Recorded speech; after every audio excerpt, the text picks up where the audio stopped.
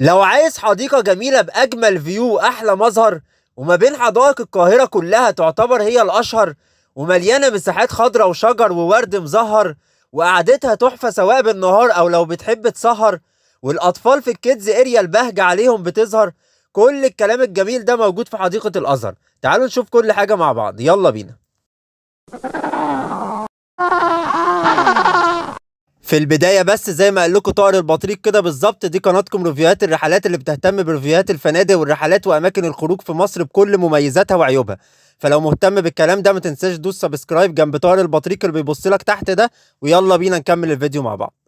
في الريفيو ده هنشوف أسعار التيكت وكل ما يخص البارك هنا، ونشوف برضو الكيدز اريا اللي موجودة هنا والمطاعم اللي حواليها، ونشوف المنيو بتاعها، وبعدين نشوف الاريا اللي فيها التلسكوب اللي بتكشف مصر كلها من فوق، ومعظم الناس بتيجي تتصور هنا بفيو اكتر من روعة.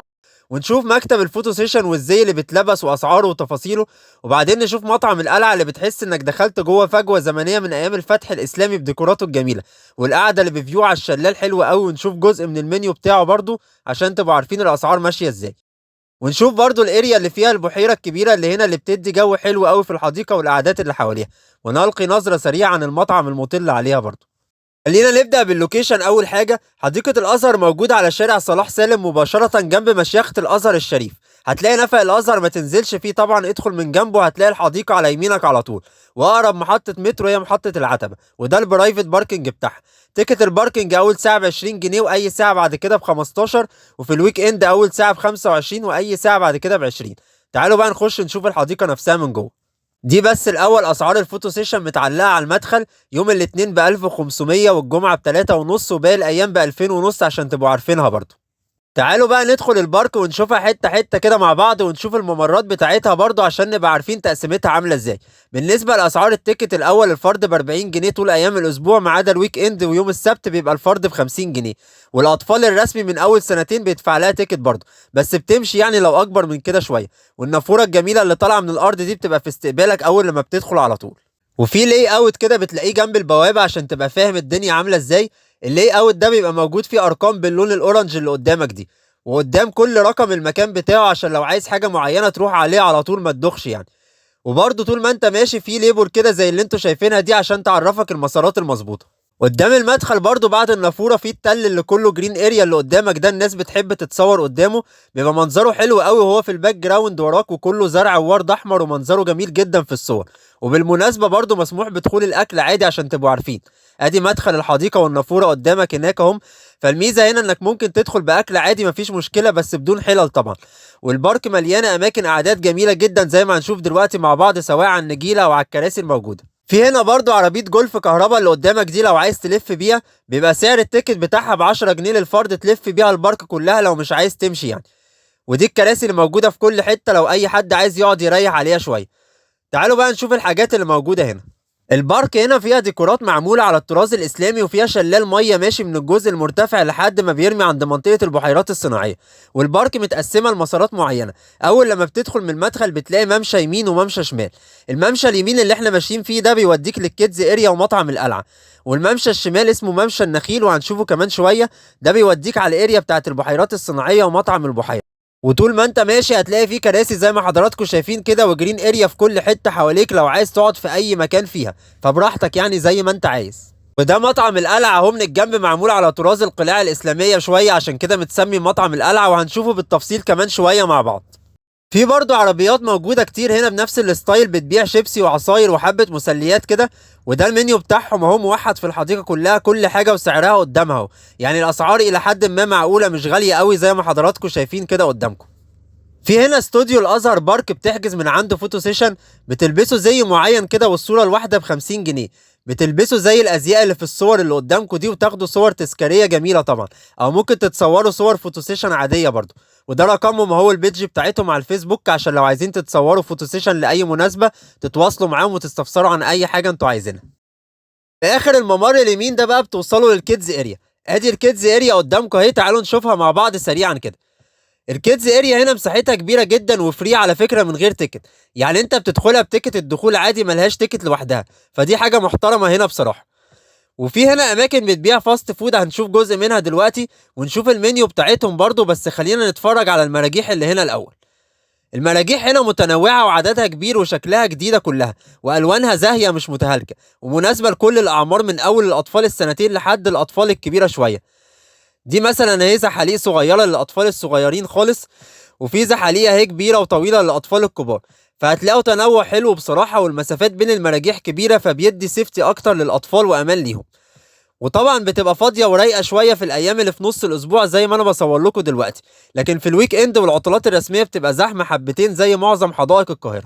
وفي برضه مراجيح هناك اهي والعاب بالانس غير الزحاليق اللي انتوا شايفينها دي. ففي المجمل هي مسليه للاطفال وهيتبسطوا فيها جدا، وهي كيدز اريا مش ملاهي، يعني ما فيهاش العاب الكتريكال زي ما حضراتكم شفتوا كده معايا. وفي برضه حوالين الكيدز اريا كراسي كده زي ما حضراتكم شايفين، عشان الاولاد يلعبوا براحتهم واهاليهم يقعدوا يشوفوهم عادي بره من غير اي قلق او خوف عليهم. تعالوا بقى نشوف الفاست فود اللي هنا. في واحد اسمه مطعم الشبراوي اهو، عامل عروض على الوجبات اللي قدامكم دي. انا هوريكم الاسعار سريعا كده عشان ما اطولش الفيديو، ولو حضرتك عايز تشوف بالتفصيل دوس ستوب واقرا براحتك وبعدين كمل عادي بقى. ودي بقيه العروض بتاعت الوجبات اهي، كل وجبه بسعرها. وده المنيو بتاعه اهو لو مش عايز تجيب وجبات. دي اسعار السندوتشات وكريب الفراخ وكريب اللحمه. ودي اسعار سندوتشات الفينو وكريب الجبن والحلو اهو برضو. وده ركن السوري وسندوتشات اللحوم كلها. واخيرا دي اسعار سندوتشات الفراخ اللي عنده عشان تبقوا شفتوا المنيو كله. في واحد تاني بقى اسمه هابي بارك، وده متخصص اكتر في البيتزات والسندوتشات. دي عروض البيتزا اهي قدام حضراتكم، ودي بعض اسعار السندوتشات اللي عنده برضه. في اخر الكيدز اريا بقى بتبص على فيو جميل كده، بتبقى شايف كل حاجه من فوق، لان الازهر بارك بصفه عامه الليفل بتاعها عالي عن كل اللي حواليها. دي الناحيه بتاعت باركنج الازهر وباركنج الدراسه. وبصفه عامه بقى طول ما انت ماشي في اي حته على اطراف البارك بتشوف اللي حواليك كله. واحلى حته بتاعت التلسكوب طبعا زي ما هنشوف كمان شويه مع بعض. تعالوا بقى نروح نشوف مطعم القلعة. وانت رايح برضو في الطريق بتشوف الفيو اللي قدامك ده، والمساجد ومستشفى جامعة الحسين وبرج القاهرة كمان بتشوفه من هنا لو الأجواء صافية. فبصراحة حاجة ممتعة جدا. والفيو ده بتشوفه وانت رايح من الكيدز اريا المطعم القلعة زي ما قلت لكم. تعالوا نروح نشوف المطعم بقى. ادي كده وصلنا للمطعم اهو. مطعم القلعة ستايله كده كأنك جوه قلعة بجد زي ما حضراتكم شايفين كده. وفي هنا قدامه باركنج للسيارات، فيه الكتريكال تشارج لو حد معاه سيارة كهربائية يعني. تعالوا بقى نرجع للمطعم ونتكلم عنه شوية. مطعم القلعة زي ما حضراتكم شايفين كده من دورين، دور أول ودور تاني. الفيو بتاعه أحلى طبعا، وبيبص على الشلال المتدرج الصناعي ده. ولازم تحجز قبلها بيوم أو يومين خاصة في الويك إند. لو حد عايز يحجز يكتب لي في الكومنتات وهكتب له رقم المطعم. تعالوا نشوف جزء من المنيو بتاعه برضه عشان تبقوا عارفين الأسعار ماشية إزاي. دي أسعار السندوتشات أهي، والمنيو فيه صور كده زي ما حضراتكم شايفين عشان يحسسك بجو القلعة وأنت بتطلب كمان. ودي أسعار وجبات الأطفال اللي موجودة عنده. وده منيو الحلو فيه حاجات جميلة ومختلفة شوية عن الحاجات المعتادة. ودي اسعار المشروبات الهوت والكولد بقى. والمنيو كبير على فكره، بس انا وريت لكم حاجات بسيطه عشان تبقوا عارفين رينج الاسعار ماشيه ازاي. تعالوا نروح نكمل بقى بقيه البارك. ونروح دلوقتي نشوف التلسكوب اللي موجود هنا. الاريا بتاعت التلسكوب في نص البارك تقريبا، وبتطلع له بسلالم لانه اعلى ليفل في البارك كلها. ادي كده طلعنا فوق اهو. ده التلسكوب اللي في النص، بس مش عارف متشال ليه حاليا. دي قاعدة التلسكوب اهي. المهم الموضوع مش انك تبص من التلسكوب، القصة انك بتشوف كل مصر من فوق حرفيا. والناس كلها بتيجي هنا تاخد حبة صور وشوتات تحفة. زي ما حضراتكم شايفين قدامكم الفيو عامل ازاي. حاجة ترد الروح وتفتح النفس وتشم حبة هوا نقي ملوش مثيل تحت. وكمان وقت الغروب زي ما بصور لكم كده بيبقى المنظر حلو قوي من هنا. وبرضه في عرايس بتيجي تعمل فوتو سيشن هنا في وقت رايق، بيبقى جميل قوي برضه سواء مع نفسهم او تبع البارك هنا.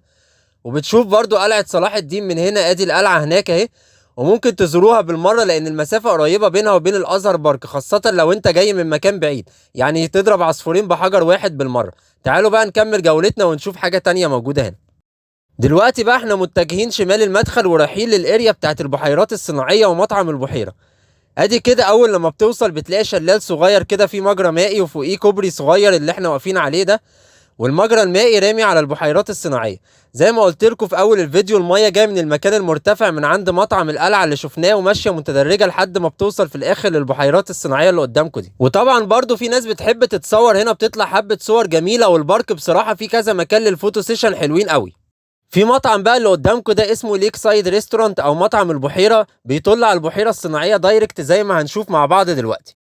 ده مدخل المطعم اهو، فيه قعدات جميله وديكوراته حلو قوي. بعتذر لكم بس ما كانش ينفع اصور المنيو بتاعهم بناء على رغبتهم، بس مثلا الشاي ب 70 جنيه والكابتشينو ب 100. اسعار عاليه شويه عشان الفيو بتاعه.